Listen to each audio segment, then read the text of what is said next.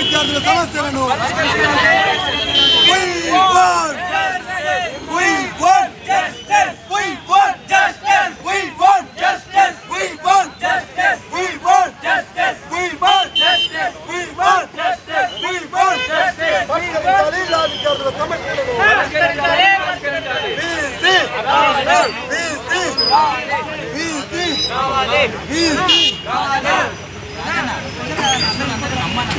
విద్యార్థులము 3వ సంవత్సరం చదువుతున్నా. నా పేరు కోడబాగ రాజు.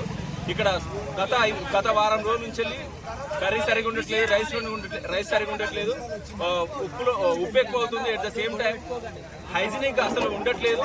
వర్కర్స్ ఎప్పుడు టైంకి రావట్లేదు. కొంతమంది తాగి మరీ వంట చేసి చాలా అభాగ్య పాలు చేస్తూ అసలు సిసలైన భోజనం పెట్టకుండా నాసి రకమైనటువంటి బియ్యాన్ని వాడుతూ ఎంత మాత్రం కొంచెం కూడా మా మీద దయ జాలి లేకుండా అసలు ఎట్లా నడుపుతున్నారో మీకు అర్థం కావట్లేదు. మేము ఎన్నిసార్లు ప్రిన్సిపల్ గారికి, మా డీసీ గారికి మేము ఇన్ఫర్మేషన్ ఇచ్చినప్పటికీ, మేము పిటిషన్స్ ఇచ్చినప్పటికీ కూడా వాళ్ళు ఏమాత్రం పట్టించుకోవడం లేదు. ఇవాళ మధ్యాహ్నం వర్కర్స్ వాళ్ళు రావడం లేదు.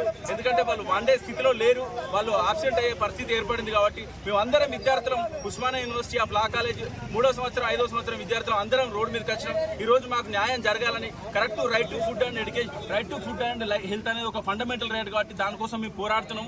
దయచేసి ప్రతి ఒక్కరు మాకు సహకరించాలని, మా సమస్యలు మీ వెంటనే వీసీ గారికి, vice chancellor of Osmania university, అదేవిధంగా Osmania university law college principal గారికి మేము మన్నవిస్తున్నాం. దయచేసి మా ప్రాబ్లం సాల్వ్ చేయండి.